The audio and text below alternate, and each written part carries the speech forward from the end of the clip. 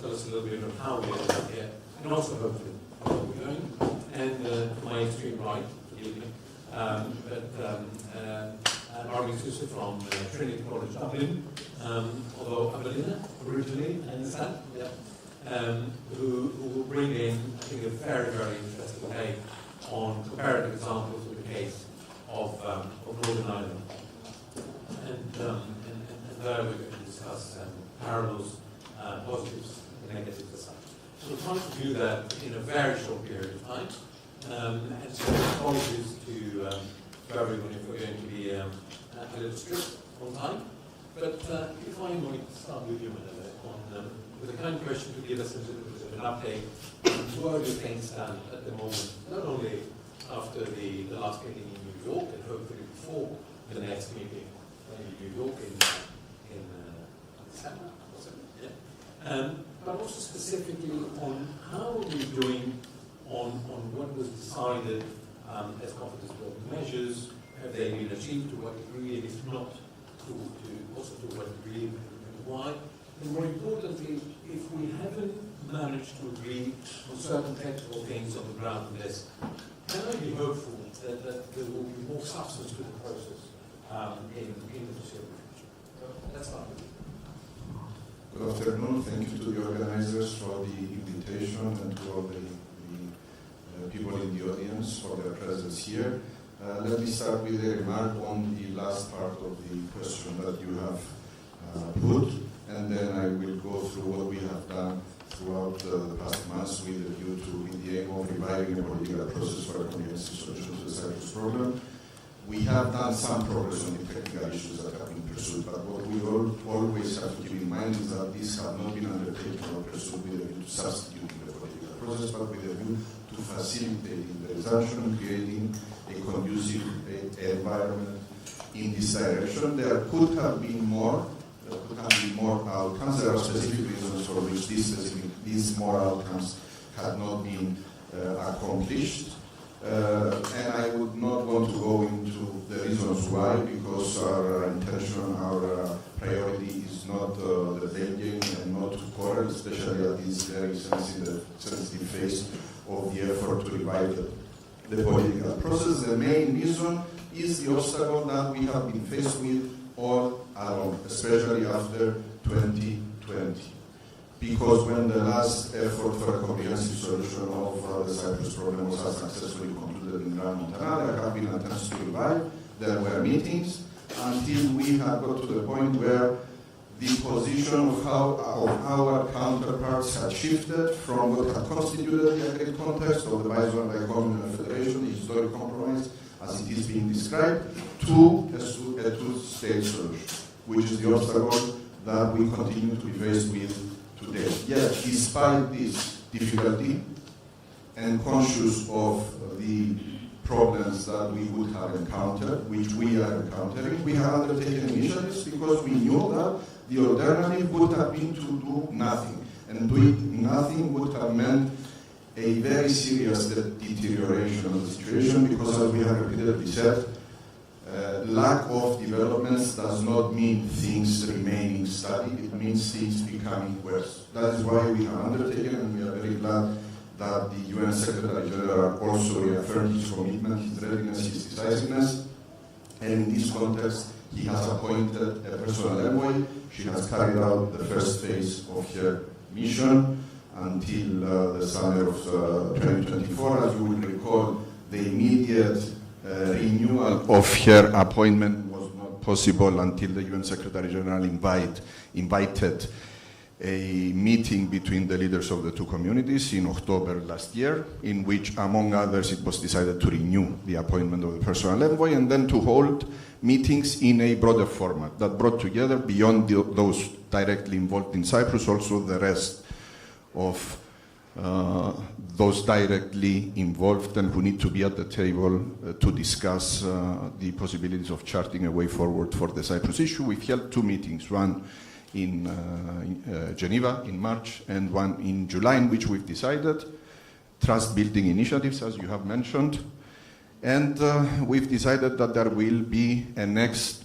meeting in an enlarged format before the end of the year. Now, as we all know, there is an upcoming process in the Turkish Cypriot community a few weeks from today, which will have a very, let's say, significant, will be a very significant moment in terms of providing more clarity with regard to the prospects. So what is necessary at the moment is to handle this very sensitive last phase with due care and see whether the steps that have been undertaken in recent months are going to work by reinforcing, reopening the door for a resumed process that will have a possibility for a successful conclusion, preserving what had been accomplished in the previous effort that had been concluded in Grand Montana, what we call the acquis. And of course the basis, the prescribed basis of a bizonal bicommunal federation and the acquis, and therefore a focus should be given in a renewed effort on how do we ensure that we cover the remaining distance. I just press on a little bit to say that how can we open the door if we can't open a crossing point? And I'm saying that because if I kindly could ask you to give us a little bit of an update on, if you can, on the specific progress on some of the CBMs that have been decided. Do we have progress? Is this progress a prerequisite for taking things to the next phase? And what are the immediate prospects? No, they are not a prerequisite. There will be, next steps will take place. So the next broader meeting is going to take place before the end of the year, irrespective of how things are in the implementation of the trust-building initiatives that have been decided. From those that have been decided, we have put on track for implementation the restoration of cemeteries, the establishment of the Technical Committee on Youth, the initiatives on, in the field of the environment, and we still have to work on the issue of the photovoltaic plant, some initiatives in the area of the recycling of microplastics, air pollution, and also the implementation of the consultative body for the civil society. We have made an effort, and it had in fact came very close in New York for finding a breakthrough for the opening of additional crossing points, and there was an engagement on behalf of Turkey for a long pending request of the Greek Cypriot side for the opening of a crossing from Athienu via Piroi to Aglanca. But the way, the methodology through which it had been pursued, let's say, had not in the end contributed so that we would have had an outcome, and it would have been much more helpful if the approach was more constructive on behalf of our Turkish Cypriot interlocutors as well, because beyond that crossing point, there was also an alternative option to open one for pedestrians as a first step in the walled city of Nicosia. But on the issue of how can we expect politically substantial steps forward when there has not been progress on attempts that we have made on crossings, I believe that the approach should be the other way around, meaning that the obstacle should be a reason to redouble the efforts, not a reason for us to reach the conclusion that because we have not been successful until now, the bigger effort should be abandoned. On the contrary, we should reinforce our attempts so that we can achieve outcomes on this, but also on the political substance, which has always been and should continue to be the main focus. Thank you very much for this positive spin, and thank you for explaining the reasons why from your side the end result remains, irrespective of why, that we have no progress as such. Niyazi, how did we end up here?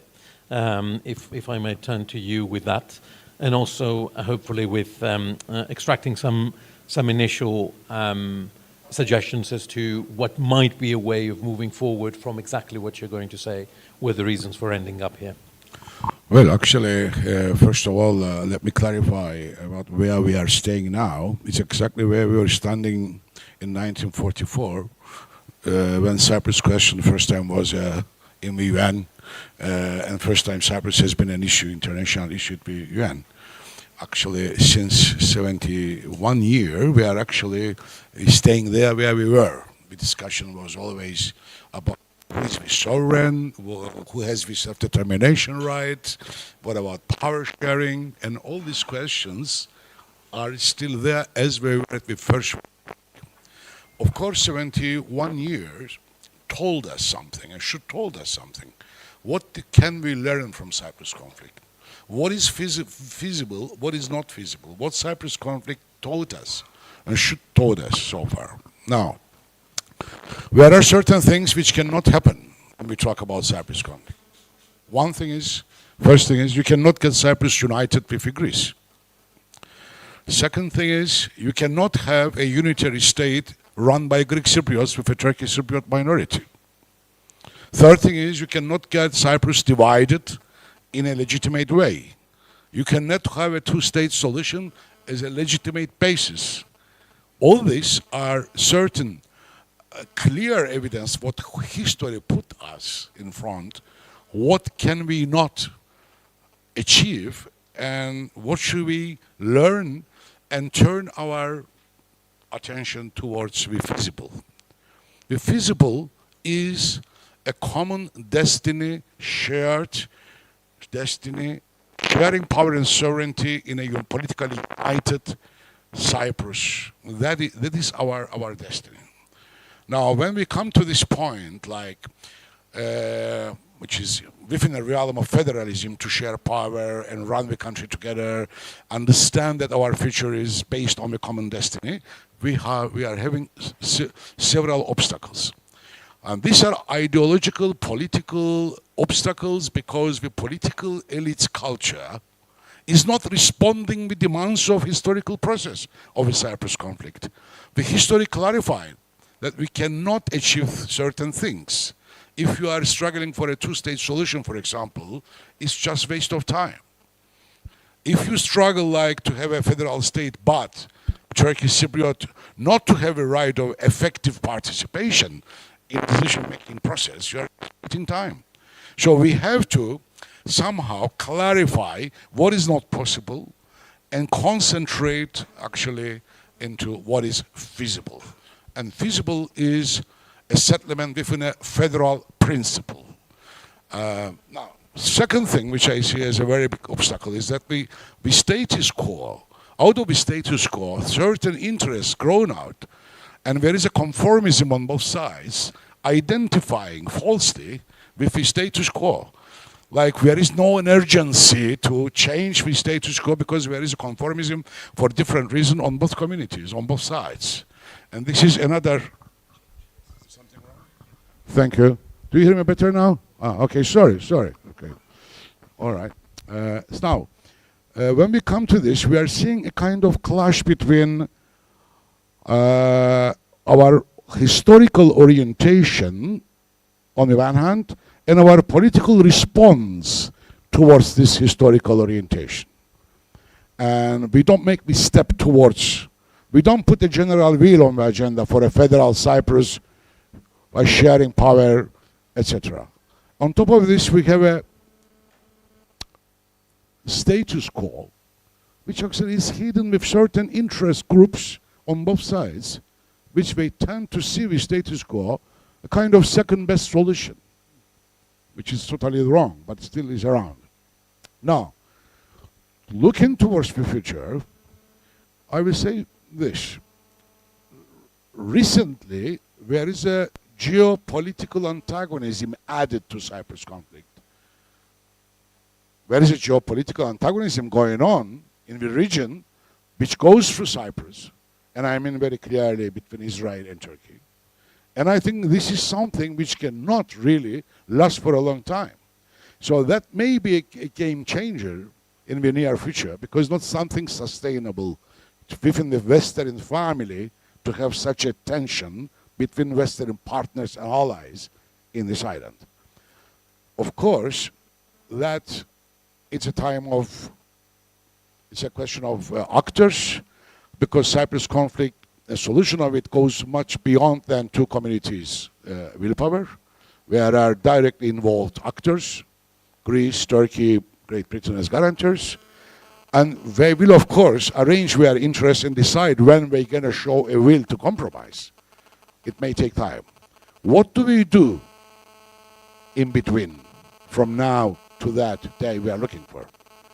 We have to think of community building measures, not only confidence building measures, community building measures, people's associations in the civil society, more integration of the people in common spaces of culture, economy, even politics. Because the European Parliament elections showed us that we can also cooperate at the political level in a common political space. First time we had this cooperation, and someone like me managed to be in the European Parliament. So we have to look into all spheres, culture, education, economy, and create associations of peoples. Confidence building measures or technical issues, like one ethnic group is given something to the other ethnic group. No, it's not what we want. We want intercommunal activities and common spaces. And that is something we can really build up our future. Thank you. Well, many thanks for this positive spin, because I was starting to lose hope in the sense that if you combine what's happening geopolitically in the region with what you described as vested interest and other local reasons, with perhaps also, if I understand it correctly, Mrs. Olgin has said that the BBF cannot be a basis for discussion anymore, then I was getting exceedingly depressed. But thank you for bringing it in, because this is something that I know lots of people have been working on connectivities between the two communities on the island, beyond the CBMs, as you say, on what we could call beyond CBMs, linkages between the two communities at the local level, or to put it differently, measures that should be focused on things that need to be done irrespective of the solution of the Cyprus problem. Thank you for bringing in earlier on the issue of microplastics, for instance, or environmental cooperation. You might have seen the research that I'm unashamedly putting together on our part, that the shores of northern Cyprus are the second most polluted in the world on microplastics, because of a combined way of reasoning for what's happening in the immediate region from Gaza to Lebanon, or a lot of construction activity in the north that is unregulated, the lack of access of international monitoring mechanisms, so on and so forth.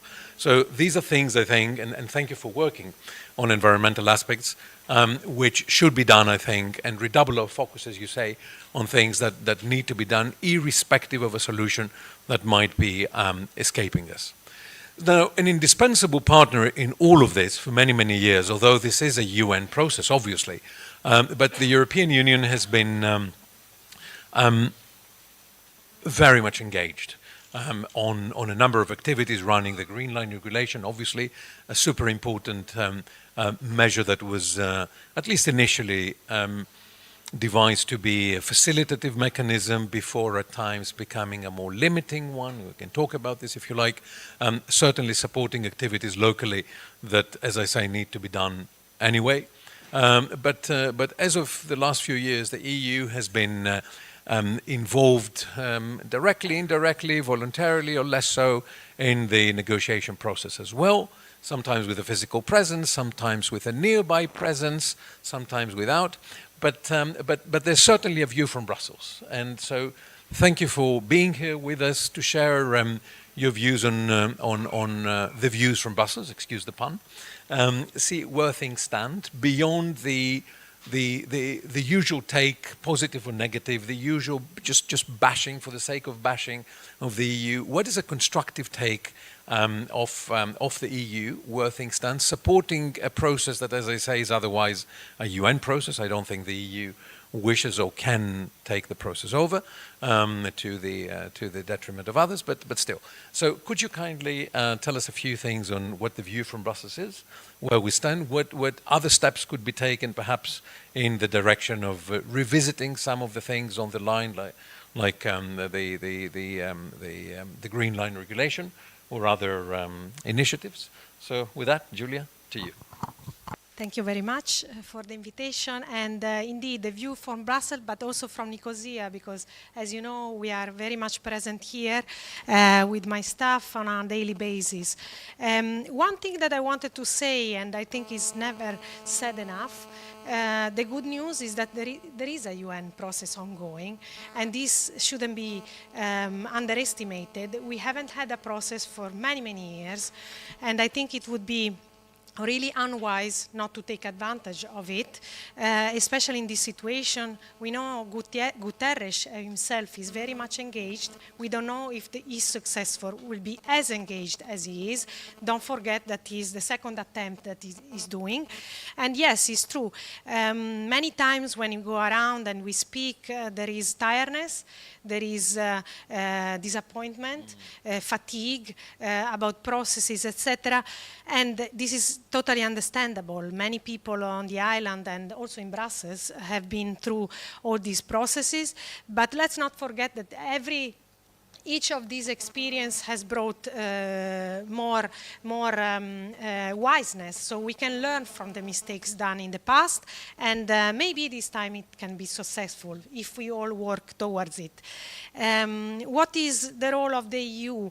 I think our commitment is extremely clear. We have the engagement. We are here on the ground on a daily basis, and what we do here is not just carrying out projects, but we also discuss with both communities to find common ground and to smoothen misunderstandings, and to also bring to each other's side the more understanding of what the other communities' views are, which is very, very important, and I will come back to that in a moment. The commitment of the EU has been, of course, reinforced by the appointment of Mr. Hahn as a special envoy. This is the first time in our history that we do that, and this is also shouldn't be underestimated. It's a political appointment. Is a person who has been a commissioner for many years, and he, by the way, has quite a good record in solving very complicated issues. So I think we are very well placed as far as all the instruments are concerned. One thing I wanted to say about the negotiations, what we observe on what could be done maybe better and more, is the ability to compromise, because we all know that we never get to an agreement if one position is here and one position is there. You have to find something in the middle, and to do that you really need to put yourself in the shoes of the others. And what we observe sometimes is that there is a lack of knowledge and a lack of understanding. No country, no community can be built on the basis of misunderstanding and on the basis of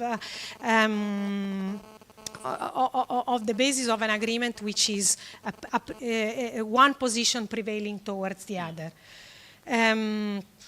As far as the confidence-building measures are concerned, we have a very positive example of cooperation between the two communities, and I also want to stress that because there are many people who are very much engaged, and for that we are very grateful. We are working with a lot of extremely courageous, engaged, and positive people on both sides. We work on the Green Line trade because we believe that trade can build not just economic ties between the two communities. It makes a lot of sense in economic terms, and but also build the human ties. I mean, Europe was built on this.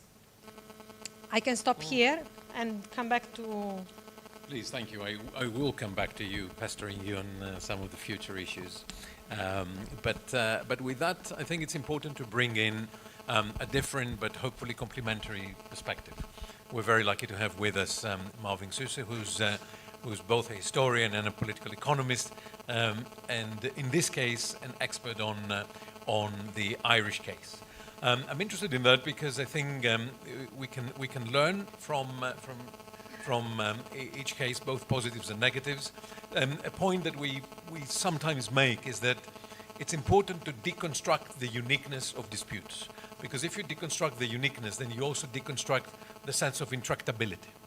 And so the Irish case has been a resounding success in many things. The fact that it happened to start with.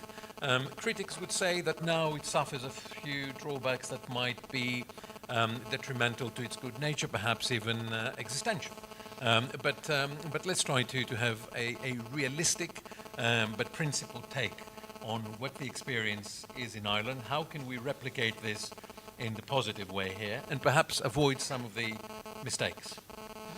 Thank you. So, yeah, as you've emphasized, of course, each historical case is unique, but I think nonetheless, from the complexities of those cases, we can draw some potential lessons. And it's worth bearing in mind that the Irish case, while the troubles were ongoing, was held to be one of the most intractable conflicts in the world, and it was at the time held to be the longest running violent conflict in Europe after the conclusion of the Second World War. Right? So just to set the parameters a little bit, so when we talk about the conflict in Ireland, you have to remember that the island is divided between two entities, two jurisdictions. The south is the Republic of Ireland, and the north has a certain degree of autonomy, but is essentially part of the United Kingdom, right? And the conflict surrounded largely, but not exclusively, around the fact that within Northern Ireland there are two communities. So one community that identifies as Irish and wanted to be part of a unified Irish state, another community that identifies primarily as British and wanted to be part of the UK. Those divides, they also correspond with religious divides, with the pro-UK faction being Protestants largely and the Irish faction largely being Catholic. But it's not a conflict that should be read in religious lines, right? It's an ethno-national conflict that we're talking about. So I think a few lessons that are worth bearing in mind. So the first one was, if I were, as a historian, to date the start of the Irish peace process, right, I would say it started in 1985 with the Anglo-Irish Accords, right? And this was extremely important because what it did is it allowed the governments of the UK and Ireland to be on the same page, which then redefined this as a conflict not between Britain and Ireland in a wider sense, but as an intercommunal conflict within Northern Ireland that could be solved by the communities within Northern Ireland. Right? So it gave them both an impetus as well as the tools to solve the problem, right? And that's very important. So that's the role of external powers in that case that I would emphasize. The second, and maybe that is the most important lesson, a lot of the work that I'm doing is looking at intercommunal cooperation within Northern Ireland over the long run. And the way that we do this is we measure this by looking at intermarriage rates, right? The degree to which people from one community marry people from the other community as a way to measure intercommunal cooperation. Right? And what we can then do is we can say, okay, how does this depend on the macro-political peace process in place? You know, is it the fact that first you have intercommunal cooperation and then you have the peace process, or is it the other way around? You have a peace process and then you see an increase in intercommunal cooperation. Right? Now, what we observe in Northern Ireland, I think quite clearly, is that when the landmark Good Friday Agreement was signed in 1998, which provided for power sharing between both communities in Northern Ireland, there was very, very little trust and very, very little intercommunal cooperation between the parties concerned. Right? In fact, the parties trusted each other so little that some of the parties that were involved in the peace process did not even talk to each other during the peace negotiations. Right? They only talked through middlemen with each other. Right? Now we may ask, okay, now why did they then in the end, put their signatures below a piece of paper if they really continue to hate the other side, they continue to mistrust the other side? The reason is that the incentives were in place, right?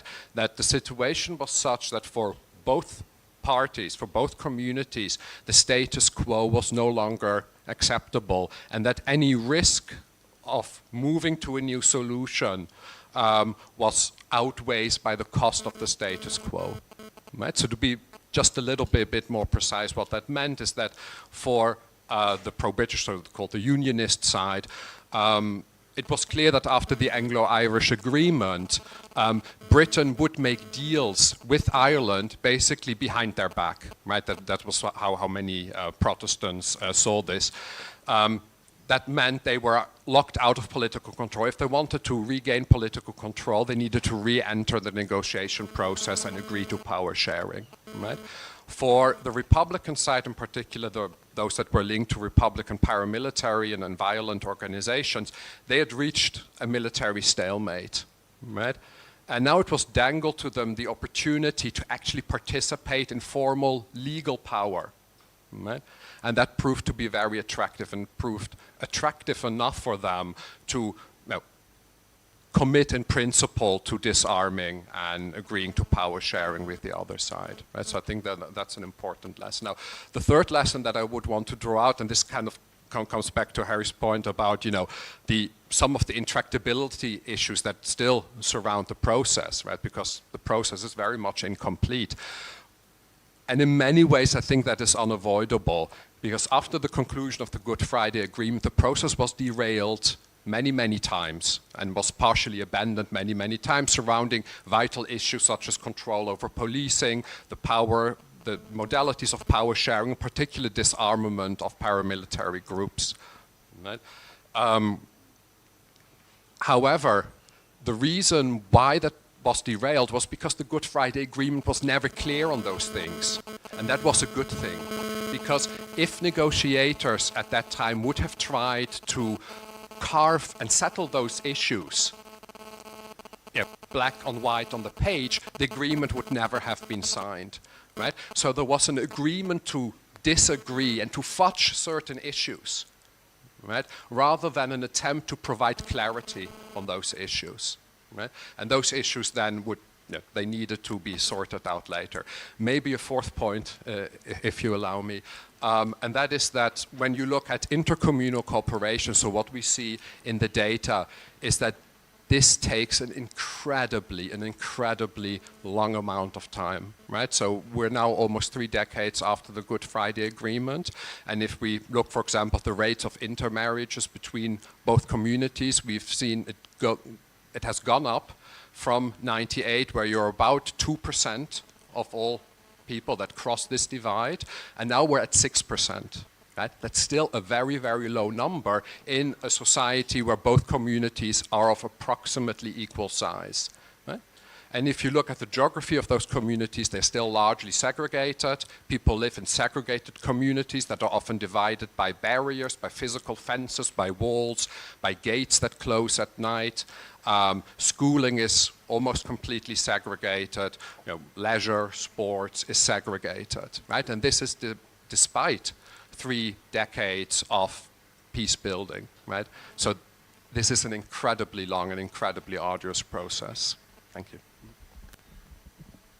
I'm not sure if I'm going to take this positively or negatively, but thank you for bringing in perspectives like the marriages. In this case, perhaps we could start in Cyprus by facilitating the life of those that have been married in mixed marriages and their children's citizenships are in a little bit of a limbo, by way of suggestion.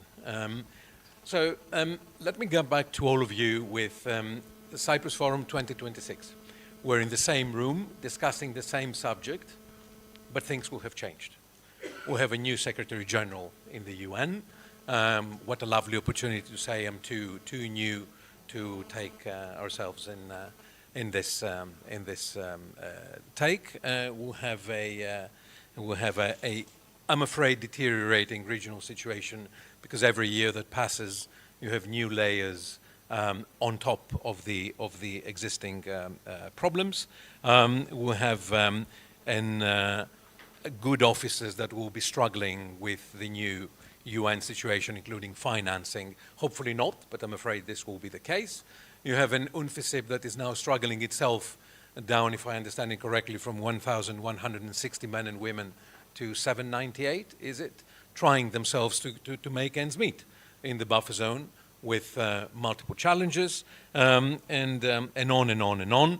CBMs that I hope will be working by then, but good luck convincing certain people moving ahead with demining, for instance, and others, and with a renewed, if not final, situation on the possibility of joining Schengen. And that, I think, is going to be a little of a provocative question to all of you. Can we have a realistic take as to, is the discussion pragmatic or not? What are the requirements to have this discussion? What are the expected outcomes of having? Can it be done, if you like?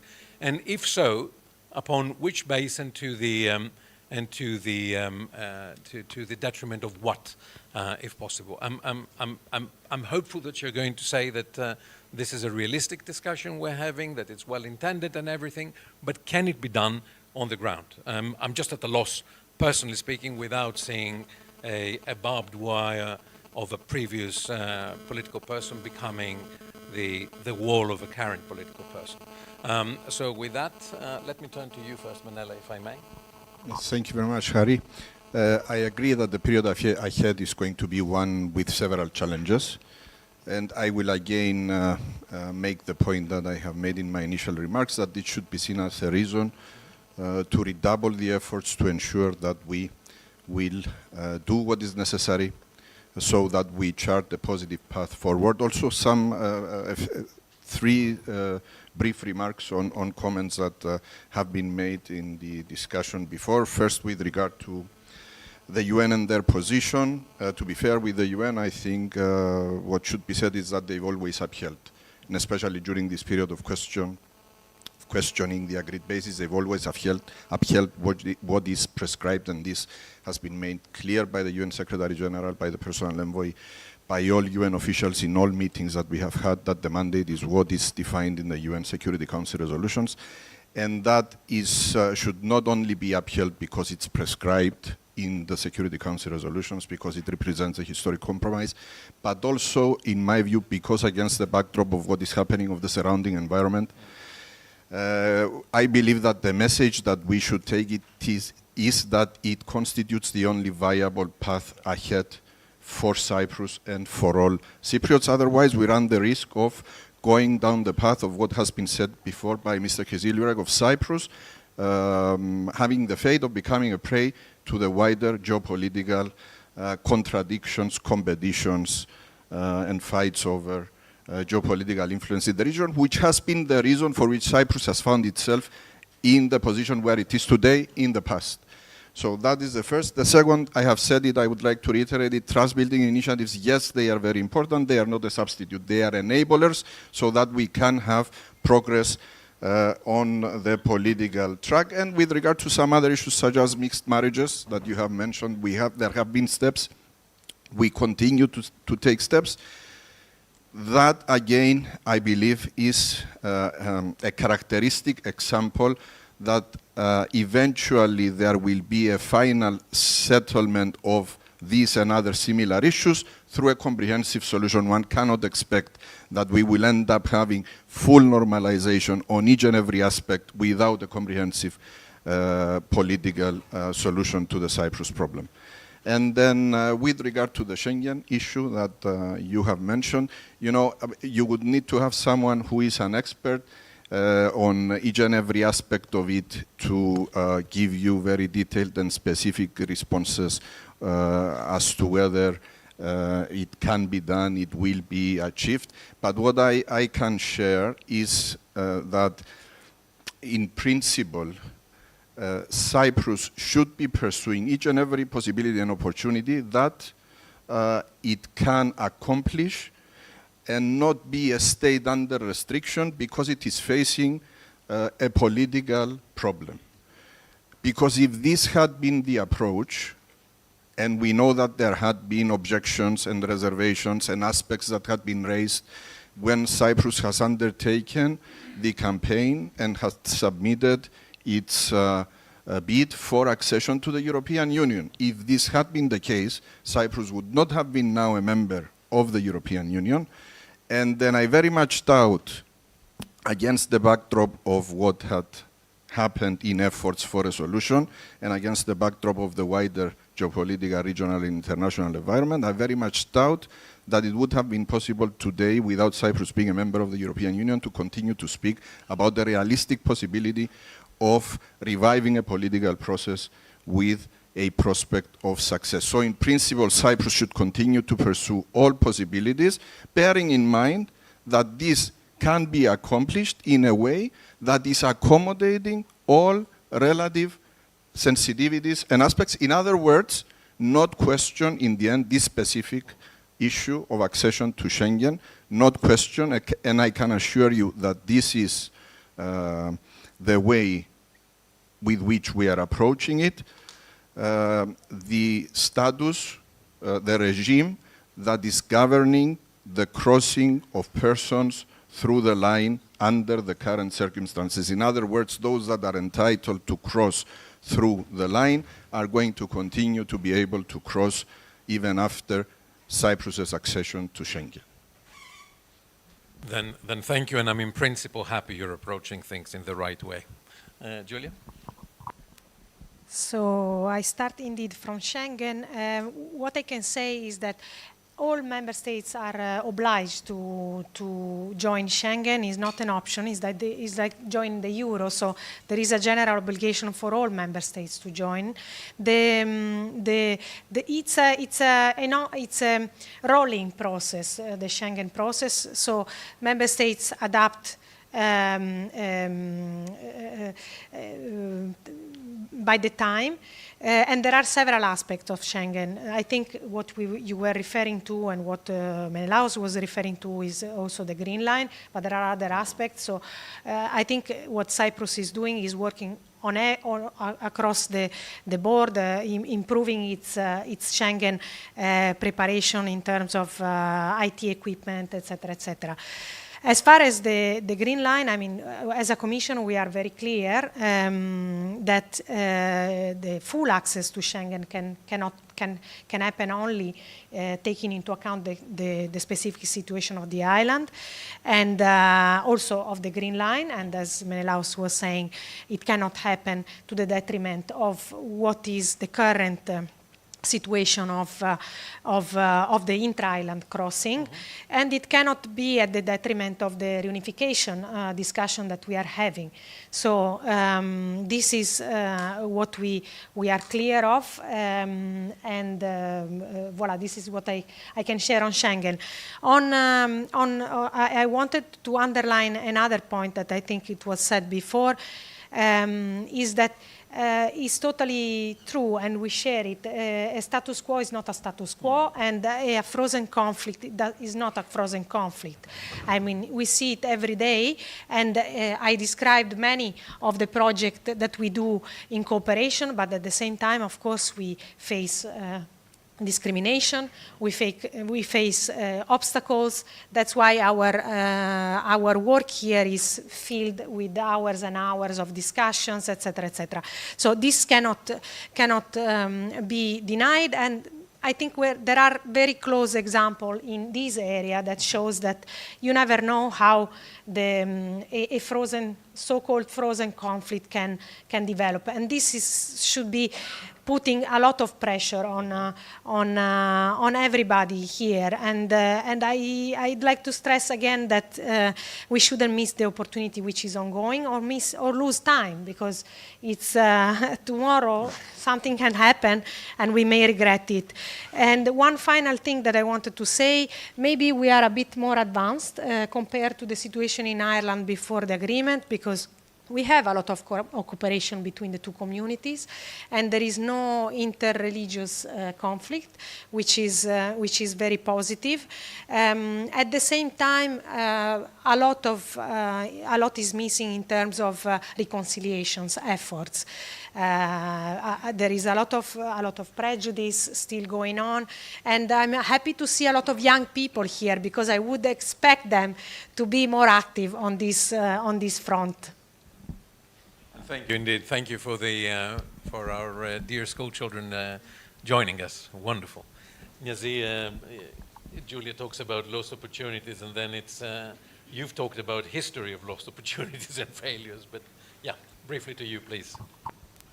Well, as I said before, I think maybe for a comprehensive settlement, if a time comes, is something beyond Turkish Cypriot communities, is also involving other factors. We don't know when they will come with a decision to reach a compromise. We have seen this in 1959. Once happened, actually, given that time, the geopolitical atmosphere in this period, it may happen again. But the question here is, what do we do in everyday life? And in everyday life, we have a lot to do, actually. I mean, there are some comparisons going on, it's good, but I mean, come on. We are, for example, officially a bilingual state, all right? And how many of us actually is using both languages together?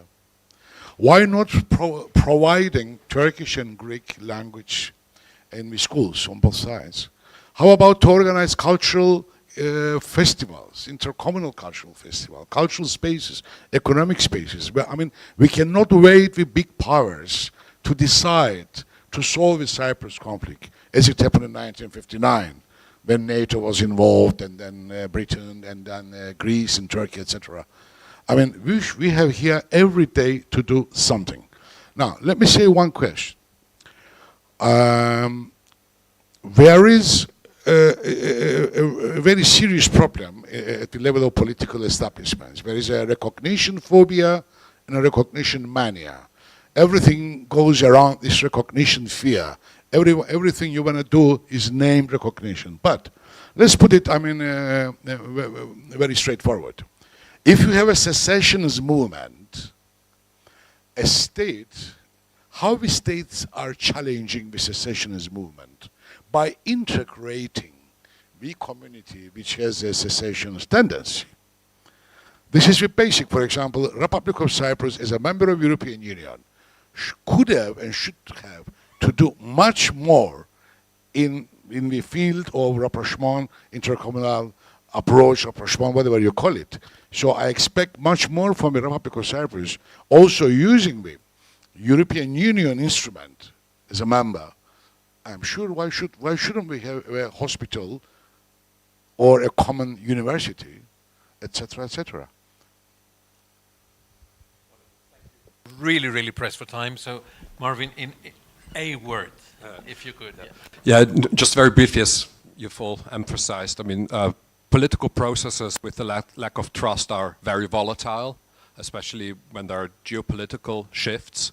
One way to counter that is to increase links, intercommunal links, but also, again, incentives, right? One very powerful incentive are our economic incentives, I think, and this was certainly the case in Ireland when there was a huge external shock in the sense of Brexit, right, which basically forced Northern Ireland to choose, do we want to be part of a customs union with the Republic of Ireland and the EU, or do we want to be part of the UK in terms of this? Right? And in the end, it was the very large extent of north-south trade across the border that then led to recognition in the north that, well, in the end, we really want to continue in a customs union with the Republic and with the EU, because that is where our economic interests lie. Right? There was not an uncontroversial decision, but that's in the end how it came down. So I would like to see more thinking about trade as well.